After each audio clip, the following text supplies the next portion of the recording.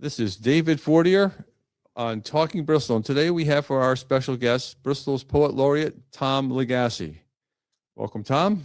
Well, thank you, Dave. Right, and again, this is our Talking Bristol. If you like what we're doing at the Bristol edition, remember to like, share, follow all of our productions, both on our website and on YouTube, and also on our Facebook Reels. And also, if you like what we're doing, again, you can also donate. We are a 501c3 operating under the Central Connecticut Online Journalism Project, which is us. And our website is the Bristol Edition. If you haven't been to the Bristol Edition, please check us out. It's bristoledition.org. There's no paywall. It's free to everyone to read, and that's what part of our mission is, to make news accessible to everyone in the community, regardless of their ability to pay or afford that or not. So, Tom, after that little commercial announcement, welcome. Thanks, Dave. It's terrific to have you here. It's good to be here in the World Studios of Bristol Edition. So, Tom and I do know each other, and in fact, we have coffee regularly. We both write. Tom is very much, we say, you are not invested, but inured. Not inured. I don't use that. I want to use what you are.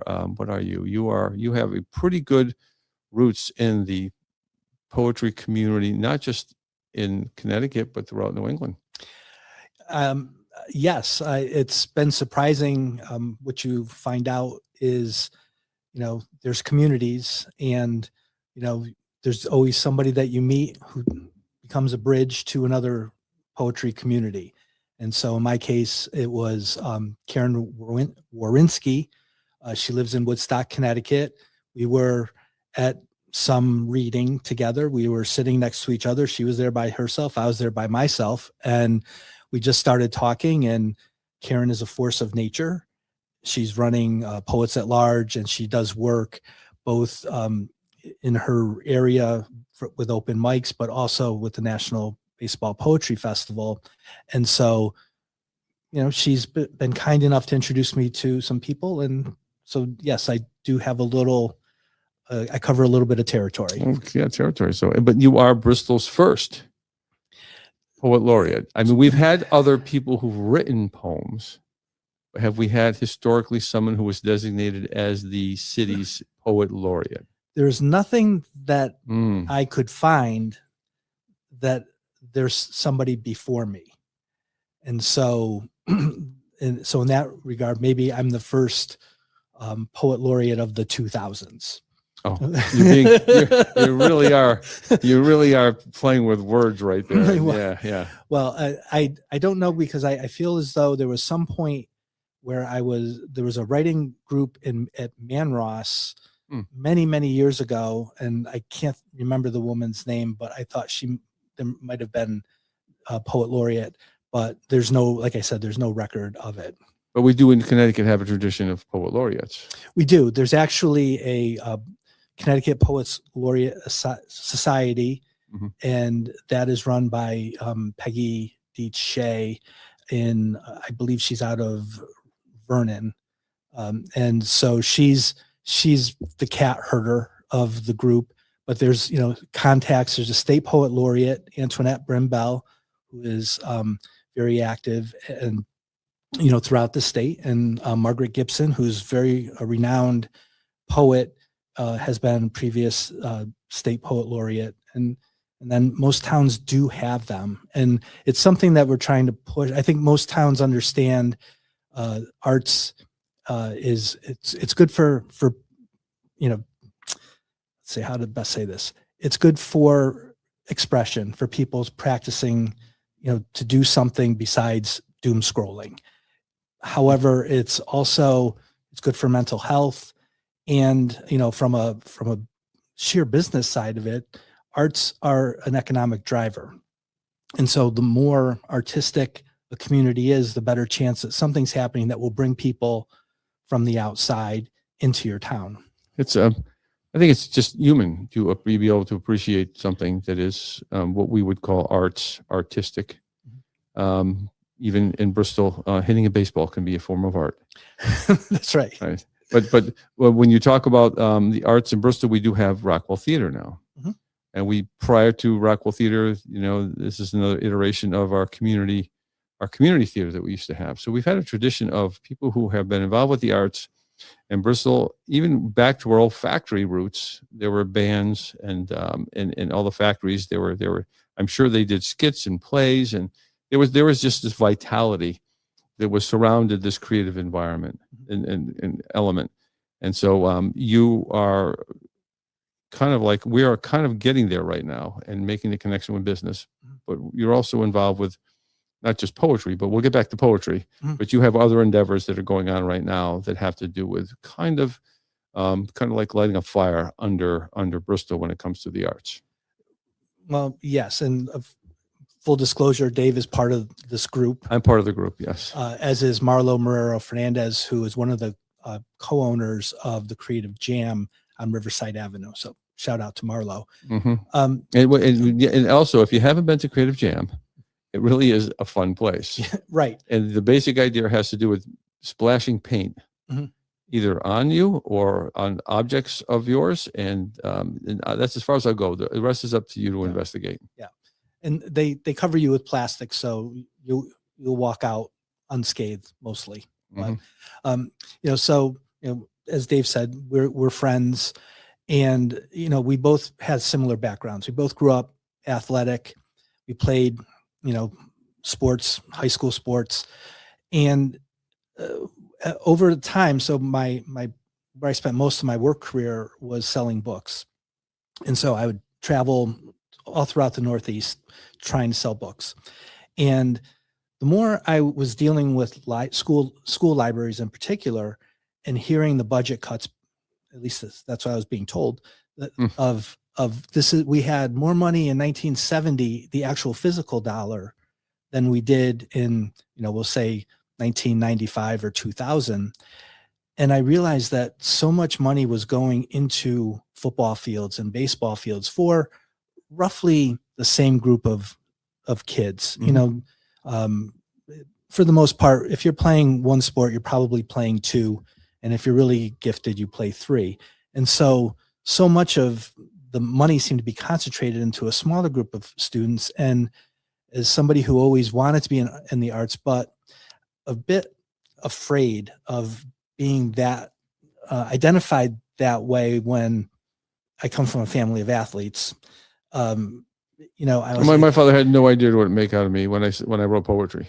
Right. He had no clue what that meant. Right. And so I saw that, and I thought, geez, there has to be plenty of kids in Bristol, plenty of kids everywhere who want to be a writer or want to do, whatever they want to do, but there's no real avenue, or at least in my sort of naivete, that there's no avenue, that it's not something we discuss as much as we discuss American Legion baseball. No offense to American Legion baseball, but and so because of that feeling, that's why I really wanted to get involved with Creative Bristol, because the idea that they can see full-grown adults who have gone through their lives, they're not famous writers, they're not famous painters, but that the arts still matter to them. And so if we can build on that, have it become part of the community, that it's much easier for, I think, a young person to make that leap when they see it modeled around in a different way than just simply at your local high school class. And even if it is, I think, I don't know what your experience is, but my experience, even in high school classrooms, I'm a high school teacher. I'm retired now, but I taught for many years. And when you say the word poem, the reaction you get, not just from the students, but from the teachers. Yeah. It's a foreign kind of thing. And they handle it very delicately. And poems are tough. You can kind of toss them around and play around with them and everything else. But matter of fact, one of my favorite poems is one by Billy Collins, and it's on poetry. And he talks in there about the poem being tortured for a confession. When you really read the poem, enjoy the poem.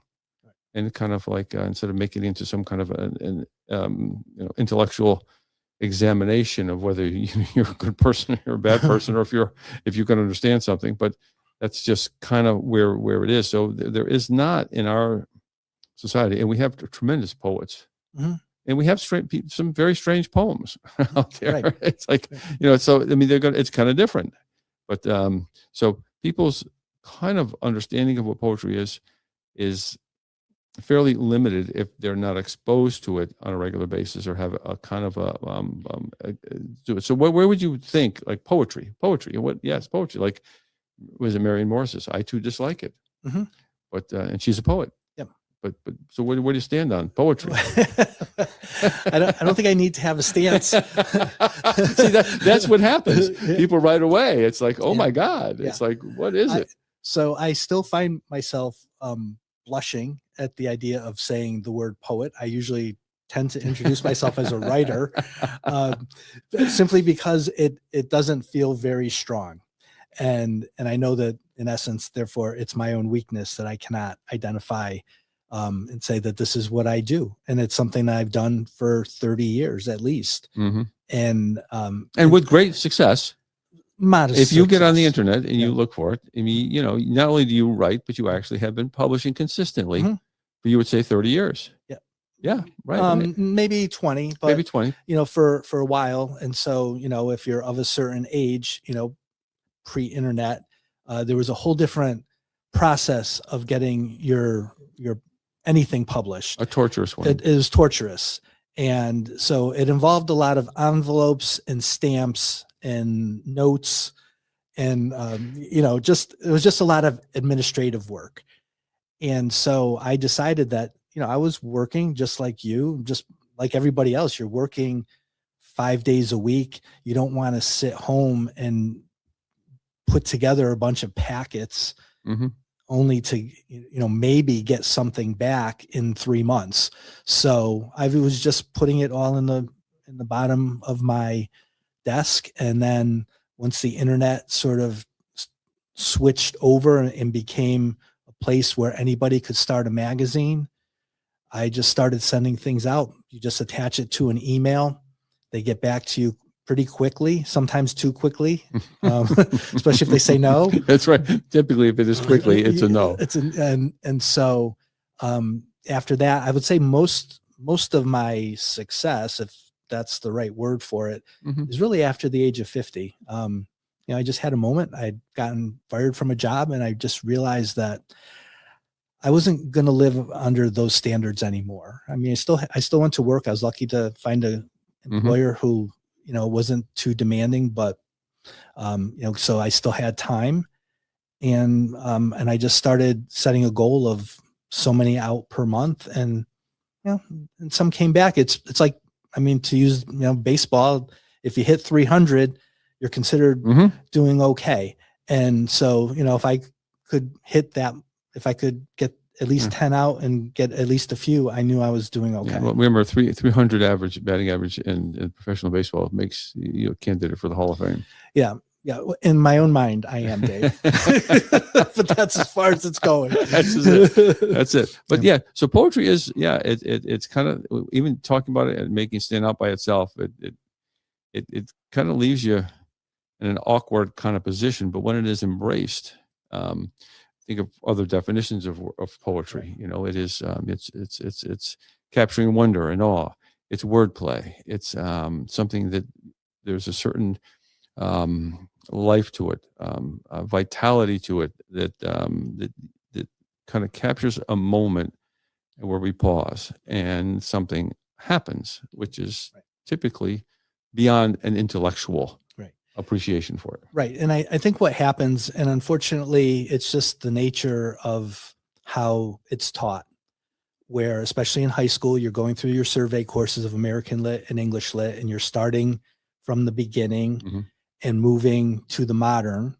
And so if you're in English Lit, you're reading Paradise Lost or Blake.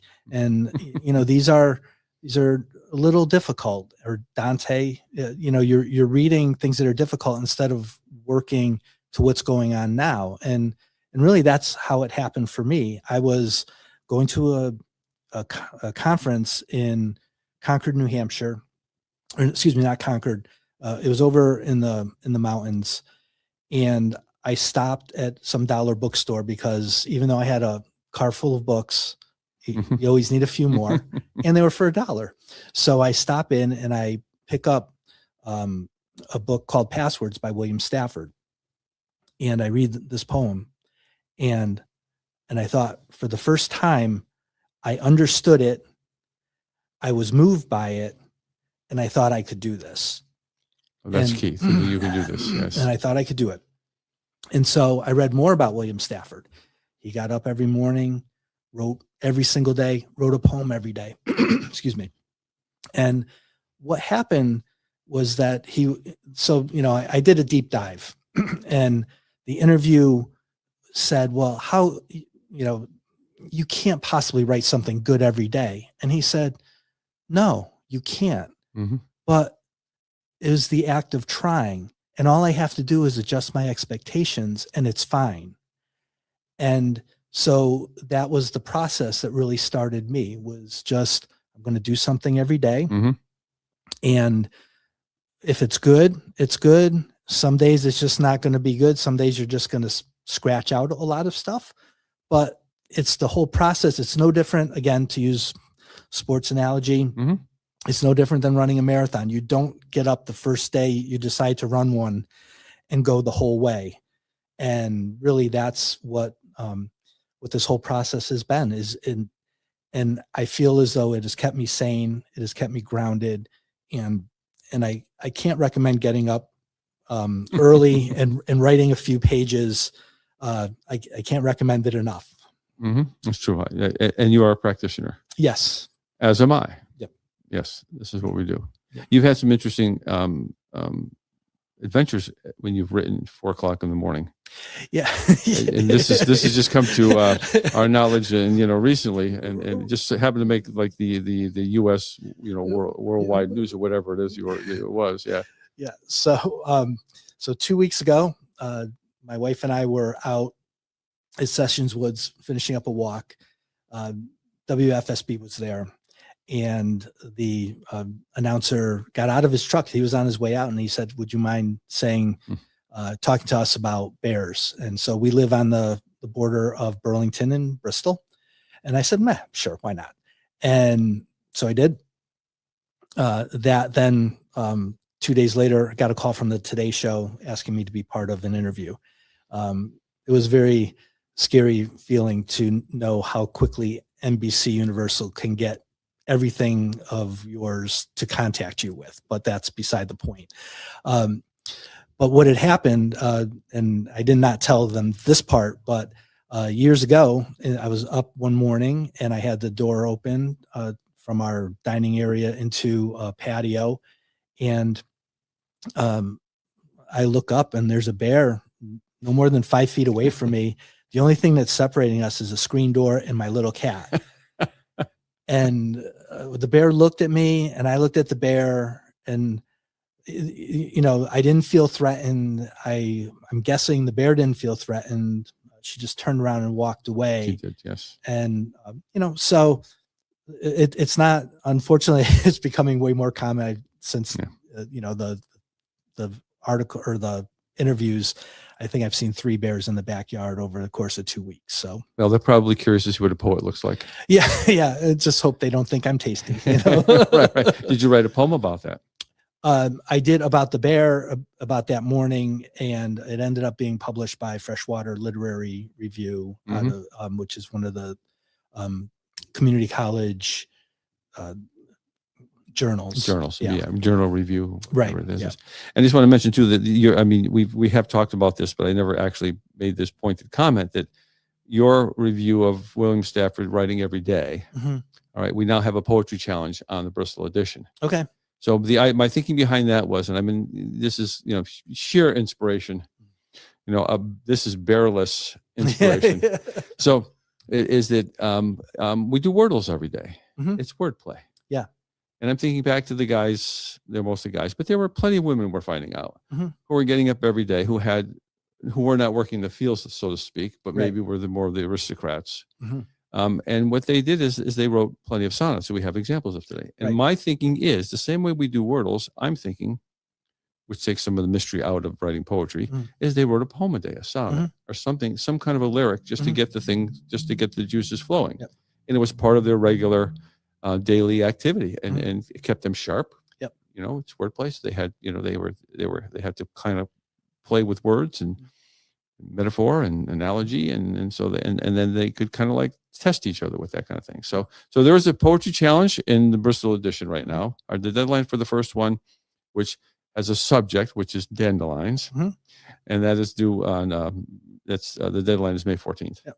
So if you're so inspired, okay. I did have one friend send me a poem, but it did not for the contest, and it did feature a dandelion. Okay. I'm not at liberty to share it though. Well, I mean, to your point about people doing this kind of wordplay and then sharing it. I mean, I'm not a scholar, but I do know that Ted Kooser, who at one point was the United States Poet Laureate, and Jim Harrison, who was a very prolific writer who probably passed away, I want to say maybe about a decade ago, they wrote poems back and forth to one another. The ancient Asian poets would have a call and response back to one another. So, it was, I mean, again, I don't know the background of it. Is it a competition? Is it but just a way of communicating, no different than somebody writing a song and somebody writing a song back. Yeah, it's pretty terrific. We would take the mystery away from this poetry thing and just say this is something that people do. They've always done it. Right. They will always do it. And we in Bristol are doing it right now. There are people in Bristol who are doing it. That's right. I know that Todd Magnifico over in Forceville just had Sharon Arcego over, and I'm going to mess his name Auctions up. and authors. Yeah. And then Joe the poet, we're going to go with that name. Yes. Has done programs up at Worthwhile Reads over the last year or two. Yep. And very determined. I was telling a friend of mine this morning, I said, it's really fulfilling to me that this speaks to a writing community, and not just simply everything is being driven by the guy with a title who, can call the library up and ask for space, or, do certain things. And, with a small bit of a title, it seems okay, but that authors have a place here in town, and they're finding businesses that want to work with them. And it says something, and, I know that Don Legier is going to be there next. And somebody I went to high school with, Matt Crowley, was at Worthwhile Reads with his book on the history of Forceville copper mines, which go figure. I saw the name and I was like, the Matt Crowley I knew, and sure enough, yeah, that's terrific. And but you're also involved with also fostering this and working with creative GM Arts with the open mic nights. And so they are right. So the open mic nights, what happened was I was named Poet Laureate by the Bristol Arts Cultural Committee, and the Ariana Theriot, who is the liaison to the committee, says, go talk to Marlo, Ermi, and Brenda over at the Creative Jam. And because that was one of the things I proposed. I said, the first thing I like to do is just get an open mic going. And so I went over and we immediately hit it off, and we've been running one. It's almost been a year and a half now. And we've had as many as 50 people there. We've had, smaller crowds. Sometimes it's just dependent upon the weather. People do other things, but we do have a solid community built there now, where I pretty much know that it's on the last Wednesday of every month. 7 o'clock. 7 o'clock. If you want to read, 6:45 sign up. That's right. $5 suggested fee. Yes. So, so with that, we know that even on a bad night, we're still going to have 10 people reading, a few people just there to watch. And, as I've been really trying to, promote, which is get off your phone, come down, have a real conversation with people. There's some snacks. They're not great, but they're snacks. Yeah, they're snacks.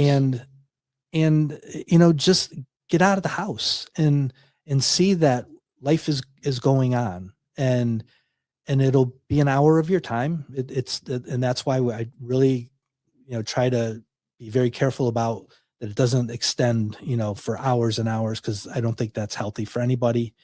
And Mhm. come on down. Yeah. And whether you have something, if you just want to listen, and we have had people at a beginner level, and we've had people who, are really, really pretty good. Mhm. And, but it's a safe place to give something a try. Yeah, right. And not only have you done that, you've also have a column in the Bristol edition. Right. Yep. So the first, once I was announced as poet laureate, this is when Dave and I made contact, and it was about getting started. That was the first year. And then after that, my objective switched to finding people in town who were creative, because again, I wanted to expand on the notion that Bristol is much more than whatever any of us think it is. And so if you know that Joanne Janes, who works at Wheeler Clinic, is also a poet, or Marlo, who runs a business, which is, of course, is an art studio, but is an award-winning She just had a show over at Tunxus with Nigel Winter. That there are things that are happening here. They're not, wide open. But there are people who are creating some pretty neat things here, and that was my goal with the second part of this. Now is everybody gets the same 5 questions. Tina Fusco, who's a teacher in the school system, who had a show recently at the Holy Family Monastery. So, people are doing things, and I want people, to read the column in Bristol edition and see that they could be your neighbor. It could be your neighbor. That's exactly it. Or you could be their neighbor, and you will. Right. That's right. Doing their kinds of things. So it's so in there are questions that you ask. So what questions you asked your interviewees? Yes. So usually it's, how did you get started? What advice do you have? Those are 2 of the 5. Yeah. I'm trying to think what the last one is, and I wish I had it with me. I should take some notes myself. Yeah. Yeah. But they're really general questions. Is Bristol an influence for you? So it's trying to, are you Bristol centric? Are you inspired by the old factories in town? Are you inspired by satellite dishes at ESPN? Or going for a walk at Sessions Woods, or going down to the Hoppers, just to see what makes it happen. And, I know for me that, some people can't leave home, or they have to leave home. And for me, I've been very lucky that I don't have to go someplace far away to create something. Mostly your backyard. Pretty much. It's not a joke. Yeah, that's terrific. So you are the poet laureate. So part of your duties and responsibilities is sometimes to write poetry for different occasions. Correct. So you have written a poem in commemoration of Bristol, and you read that to the city council on during National Poetry Month, which is April. And if you follow the Bristol edition, every day during the month we published, or we sent people to different poems to kind of get an experience of poetry, and we published your poem. Would you mind reading your poem? No, not at all. Not at all. We gather as a stanza to a poem, a complicated point on history's timeline. From here, we can see the endless horizon of the unwritten, but turning back, acknowledge nearly 3 centuries of volumes authored from our origin as New Cambridge. Our imperfect home stands firm on the imperfect pillars of our history, offers the quiet, resolute support on which this day and all preceding have been built, although no era is free from life's sharp edges, where hardship can scrape dignity away. Bristol is not a single field, but many, each rooted with the promise of horizon, small businessmen fulfilling dreams of ambition, our international network broadcasting to the world the ongoing thrill of momentary victory in the agony of temporary defeat. These lessons ingrained in our modesty, flow through us like blood. Our citizens, honorable and worthy, will not allow the game to decide their fate, but face the challenge of the next game, the next season. Children tote backpacks filled with flowers of dreams as their parents water them, carrying hope for their families, the bedrock of our community, who yearn for a generation better than theirs.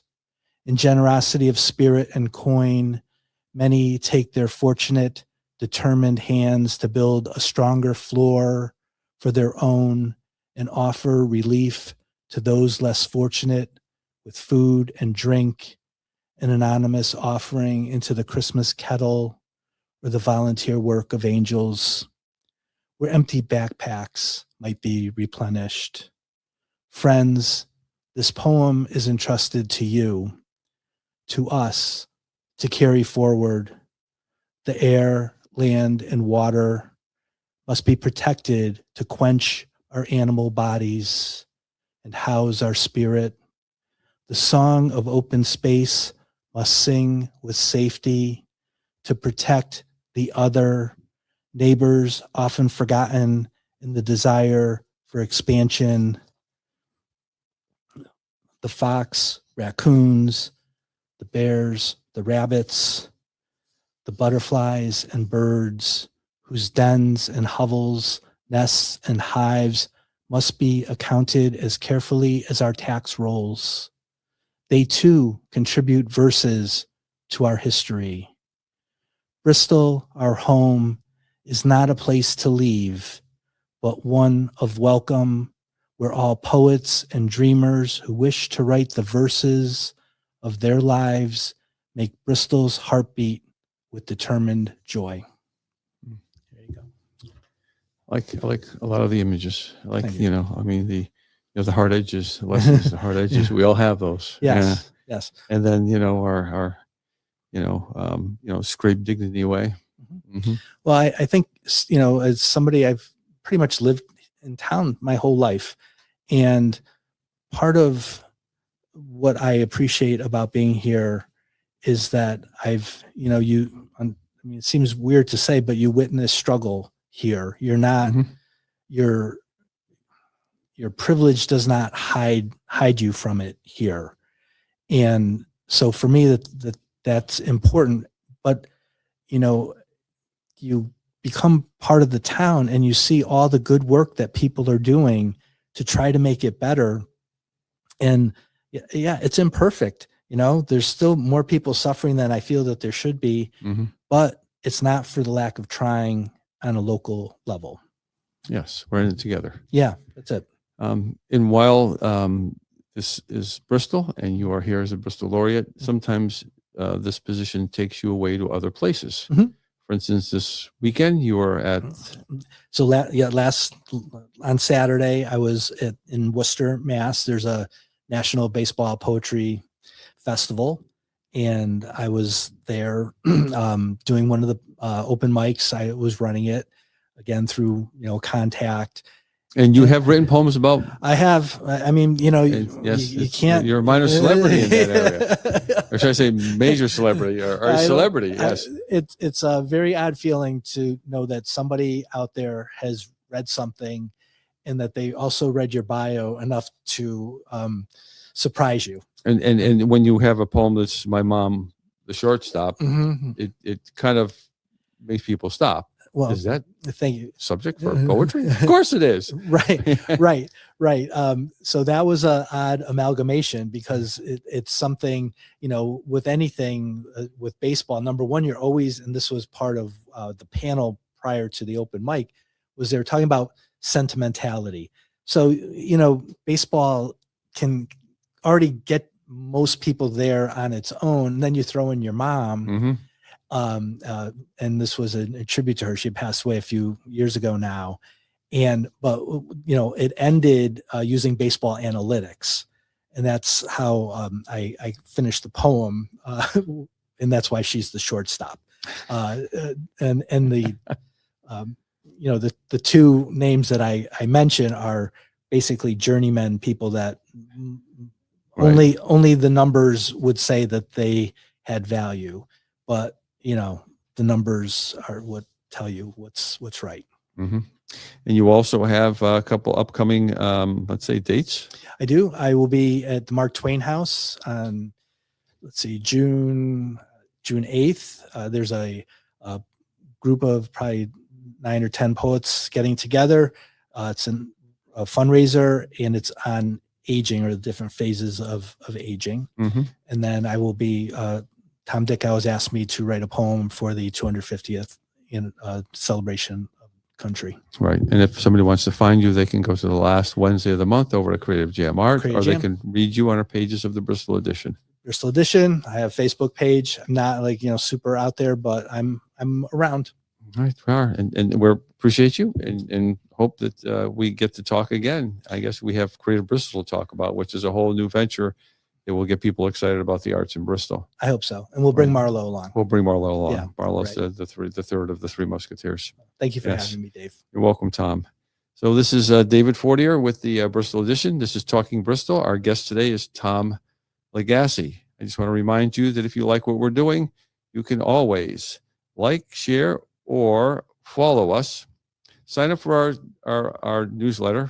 You will get a daily email with our top stories of the day, and consider a donation.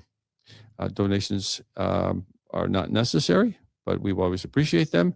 Ours is a paywall-free publication, and we are a hyper-local news operation where we cover Bristol. A city of 60,000 people deserves its own newspaper, and that's what our mission is. So once again, thank you, Tom, and this is Talking Bristol.